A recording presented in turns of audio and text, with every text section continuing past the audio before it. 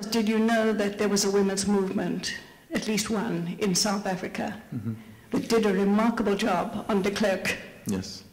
Yeah, you have struck a rock, I think, was the slogan that the women's anti-apartheid movement used. And what we've seen in the Arab world, of course, also is the rising of women as activists. And one of the number of reasons I believe nonviolent struggle is more effective than violent struggle is violent struggle tends to rely on young, able-bodied men, whereas nonviolent struggle, everybody is included, male and female, old and young. I mean, it's a real cross-section of the population. That helps with the democratizing force. It challenges a lot of the sort of patriarchal assumptions about armed struggle and the like. And then generally, the higher the presence of women in popular struggles, the more likely of a democratic, a post regime. And I think that the South African women, I think, are a really good model of a popular struggle against enormous odds. And I know a number of some Egyptian and Bahraini women who have actually spoken specifically to the inspiration they received from their sisters in the anti-apartheid struggle.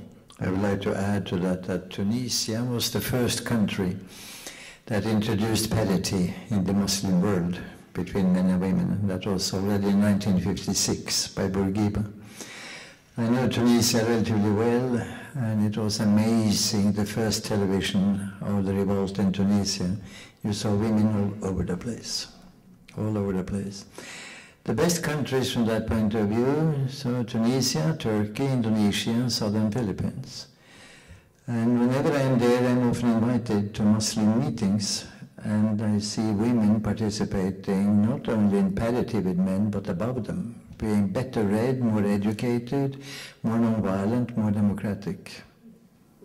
So there's no doubt there's the education of men going on that you mentioned.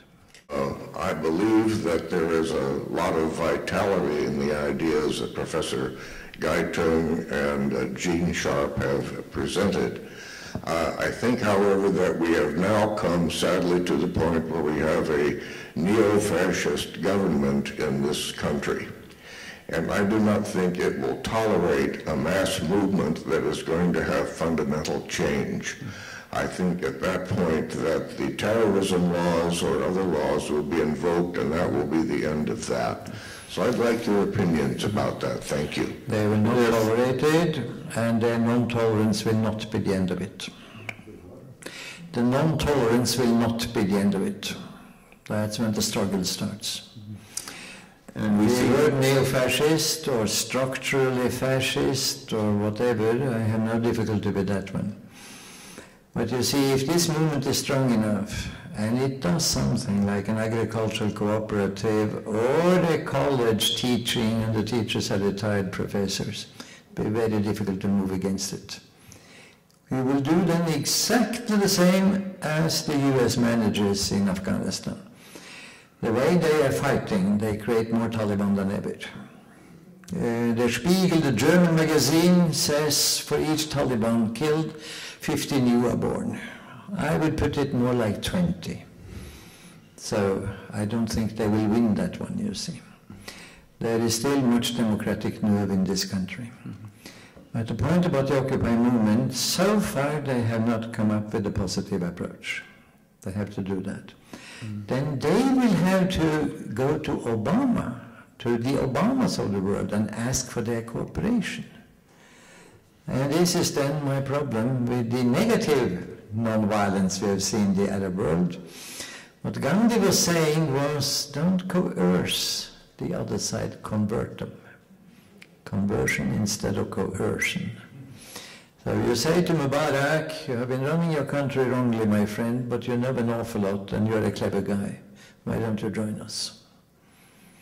Instead of this pathetic thing of rolling him into a bed in the courtroom and all of that kind of thing.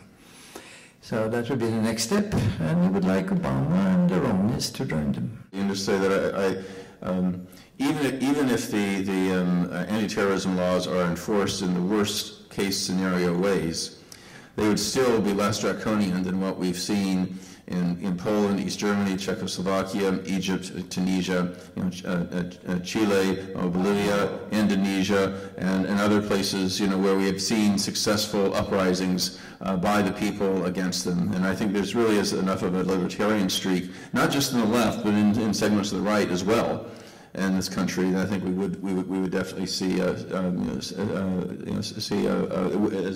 Johan said, I think it would really spark just the kind of rebellion that would make it impossible to stay. Could you talk about the situation in Bahrain? For the life of me, I don't see if there is a qualitative difference between the oppression in Bahrain and the oppression in Britain last August and September, with the flash mobs and with the Occupy Wall Street movement in the United States. Could you talk about if qualitatively there is some difference? Yes, definitely was. The number of people killed, of course, shot dead, was scores of people were killed in Bahrain, which is a much smaller country, very small, in fact. But not nearly at the level that we saw in Bahrain. The very fact that they, again, banning the fact that any kind of protest, and there's certainly been some unreasonable restrictions in protests in this country, but they're essentially banning of any kind of protest in Bahrain. The fact that journalists were thrown in jail simply for reporting, the fact that doctors and nurses were thrown in jail simply for healing those who were damaged. The level of censorship of the press, I think, was qualitatively worse. And some just obsessive things, like tearing down the Pearl Roundabout, monument, which had been the symbol of the country, and then even removing from circulation the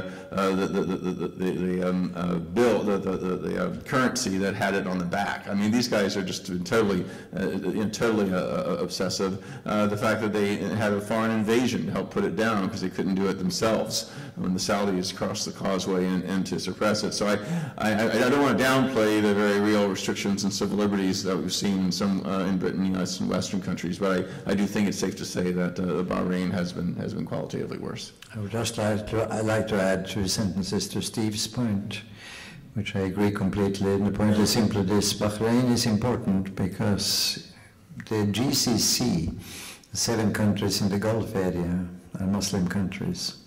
And there are 7 of the 56 I mentioned. And these are the 7, they have tried to control the OIC, the organization, through those 7. And they also tried to do many things politically. Bahrain is one of them. If that one falls, they are terribly afraid of what will happen to some of the others. And my second sentence is a terribly egocentric one for Transcend. The non-violent movement in Bahrain ordered 40 copies of The Fall of the US Empire, just to be up to date with what happens in the world. So I just share that one with you. See, we can measure what happens in the world by the orders of our books. Also, there's a difference in terms of analogies. The mainstream press in this country basically gave the Occupy movement a pretty decent coverage, except for Fox, of course. Al Jazeera, which is in many ways people think stimulated and sparked and helped the revolutions in Tunisia and Egypt in particular, of course shuts it up completely off. They take the opposite position because it's very close to home. Actually, Al Jazeera English had that award-winning documentary. What was the name of it? Pardon? Shouting in the Dark, which is downloadable, by the way. If you want to learn about the Bahrain Revolution, download or watch Shouting in the Dark in Al Jazeera English. So the Al Jazeera Arabic was censored a fair amount. Al Jazeera English actually did some excellent coverage of Bahrain. But I think the basic reality of the U.S. is increasing inequality.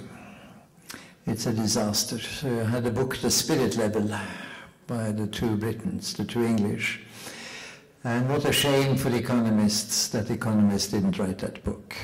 What a shame for the whole group that is badly in need of re-education. And they have launched simply a new paradigm.